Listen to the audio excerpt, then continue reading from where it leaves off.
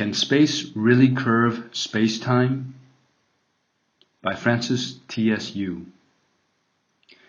A few preliminary remarks. Science is not supposed to be deterministic. That is to say, science is meant to discover rather than create the laws of nature. Science is a way of describing physical reality. As a result, it should correspond to physical reality.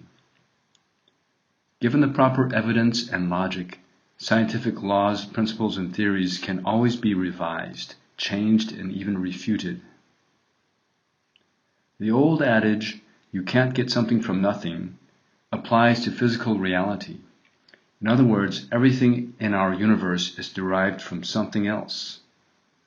Everything carries a necessary price in the form of time, delta t, and an amount of energy, delta E. Nothing exists in timeless space, and nothing exists without an expenditure of energy. Nothing, therefore, comes for free. Time elapses at a constant and therefore unchanging rate. Quantum physics falsely posits that time can elapse at varying rates.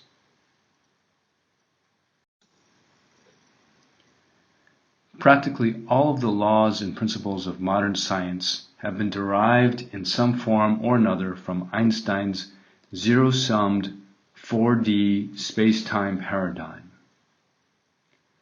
Einstein's 4D space-time paradigm violates both the second law of thermodynamics and the notion that time elapses at a steady and immutable rate. As a result, any hypothesis developed from this paradigm does not correspond to physical reality.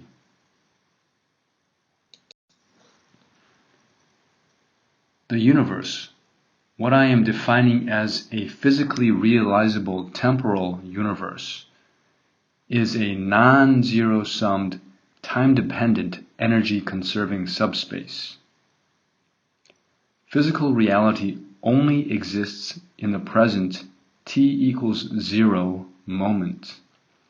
The past, t less than 0, can be represented by second-order representations such as memories, i.e. neural connections in our brain, written records, audiovisual recordings, forensic analyses, computer simulations, and stories passed down through oral tradition. Second-order representations, however, do not equal first-order reality. While memories, stories, written records, audiovisual recordings, geologic formations, forensic evidence, and the like can help us to reconstruct and analyze the past, as is done in particular fields such as history, geology, paleontology, archaeology, criminal investigation, political economy, political theory, and philosophy, they are not equal from a strictly physics standpoint to the past. Rather, they are simply partial representations of the past and thus hints or clues to what actually happened during a particular moment in the past. Second-order representations do not equal first-order reality. Physical reality, as I am defining it, only exists as a first-order phenomenon. Physical reality, therefore, only exists in the present moment. While the future, t greater than 0, represents a physically realizable universe, it is nonetheless uncertain. This is why science should be thought of as a means of approximating rather than determining the future.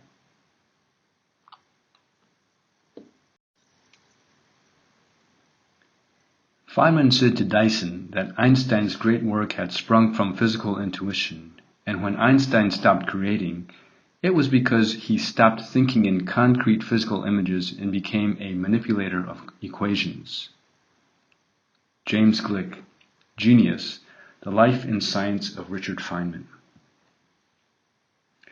I have listed below the major differences between the empty space paradigm currently used by both classical and modern physics and the temporal space paradigm that I am proposing. The empty space paradigm on the left has been used by the scientific community since at least the time of Newton. The problem is that empty space is unbounded, which means that it entails no space and consequently no time and no substance. This means that empty space is a virtual phenomenon, which does not exist in the real world. Empty space is, in other words, a fiction, even if it can be derived mathematically. Note that, like language itself, mathematics is entirely symbolic. As a result, mathematics should be thought of as one of many possible representations of reality rather than reality in and of itself. It follows that the more complex and therefore abstract the symbology, the more varied and possible interpretation and application. This means the more complex and abstract the symbology, the more potential there is for misinterpretation, misapplication, and misuse, whether in the case of language or mathematics. Thus, even if the internal logic of particular theories, scientific or otherwise, in forms of mathematics remain consistent, the assumptions on which they are constructed are not necessarily rooted in material reality.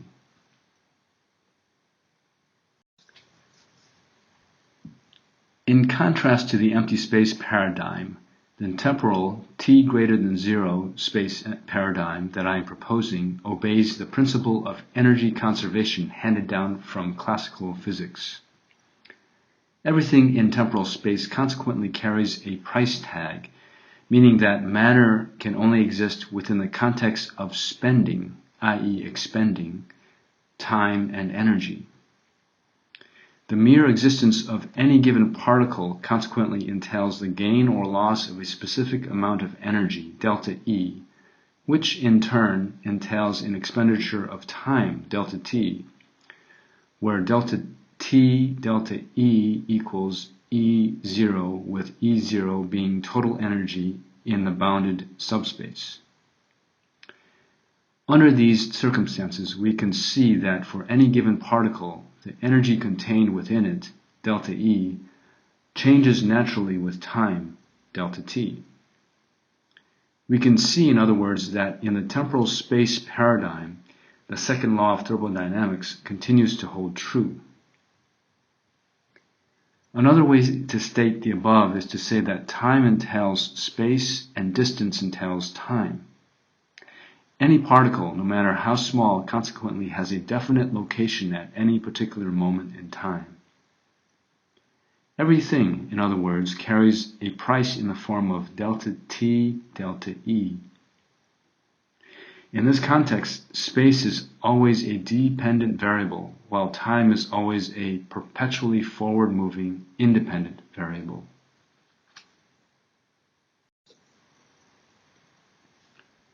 This slide shows particle small m falling toward Earth, represented by capital M. According to the standard particle gravity dynamics, we have the following. Capital F equals small m times small g equals capital G times capital M times small m times 1 divided by small r squared, where small g is acceleration due to Earth's gravity, capital M and small m are the masses of our planet and the particle respectively, and capital G is the gravitational constant. Particle small m is accelerating, meaning that with each passing second it falls towards mass capital M at a higher velocity. The velocity at which mass small m falls can be written as v equals small g times delta t, where delta t is a section of time that has elapsed. If we use the standard empty space paradigm, we cannot tell which mass is moving. In addition, since space in this paradigm does not depend on the time required to travel across it, the particle can travel any distance instantaneously. There is, consequently, no price to pay in the form of time, delta t, or energy, delta E. The assumption here is that under particular conditions, the time required to traverse any given space can be reduced to zero. The space between objects can instantly disappear, and the energy needed to bring any two objects together can be reduced to zero. Despite the fact that truly empty space does not exist, both modern as well as classical physics have been developed from the assumption that it does.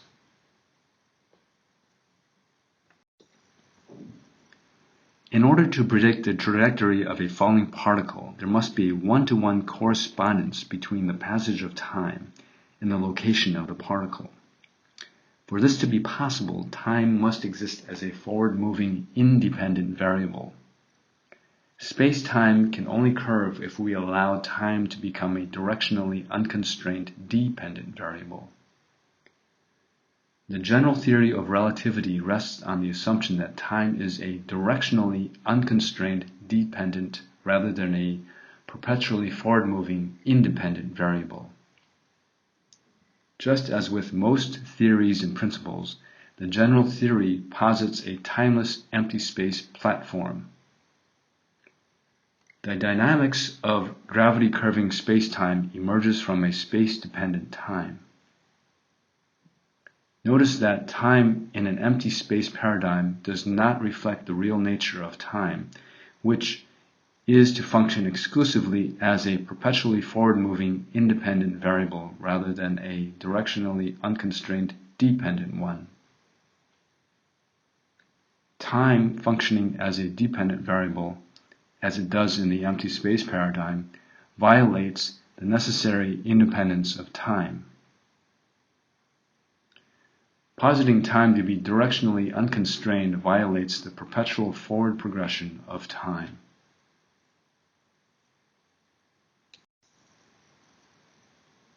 If we place the same scenario in a temporal t greater than 0 subspace, we see that the universal clock ticks at the same rate everywhere in our universe.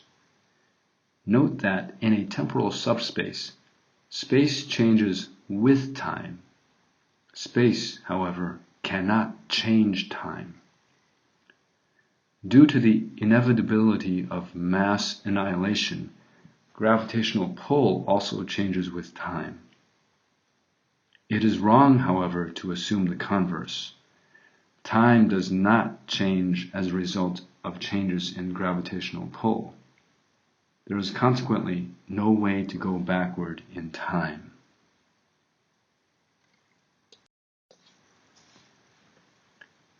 This slide shows that the precise location of a falling particle, small m, can be determined by knowing exactly how much time has elapsed, i.e., delta t equals t1 minus 0. Once again, time is necessarily a forward-moving, independent variable, meaning we cannot go back in time.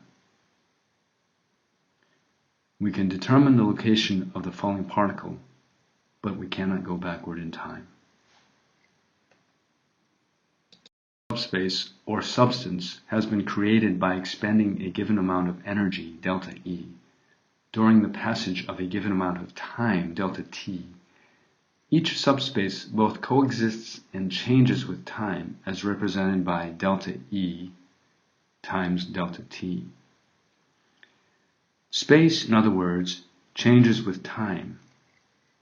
The converse, however, is not true because we cannot alter the passage of time.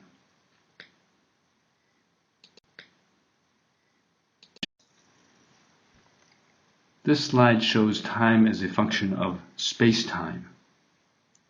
According to the equation, space can alter time since the latter has been incorrectly treated as a dependent variable.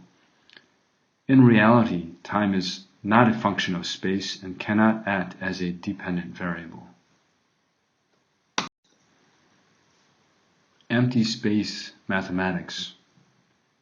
There is a one-to-one correspondence between space-time and time. In other words, space-time is a function of time.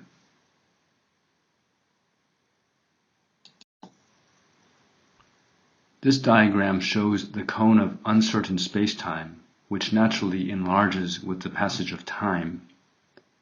The increasing uncertainty is a result of entropy increasing with the passage of time.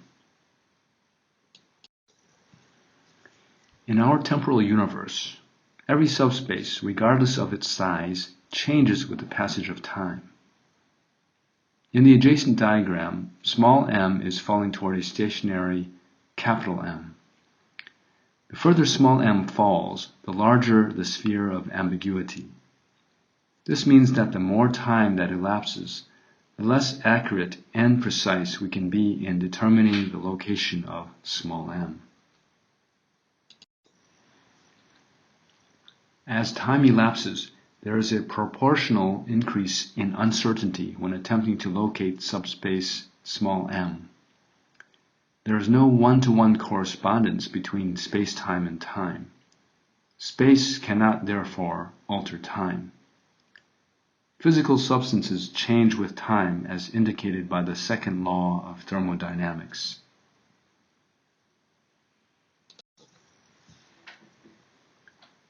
Conclusion. Einstein's general theory of relativity is, in the end, faulty because it is rooted in an empty space 4D spacetime paradigm. One of the main problems with the theory is in assuming that space can alter time. Many misguided theories have emerged from the false assumption that space can alter time.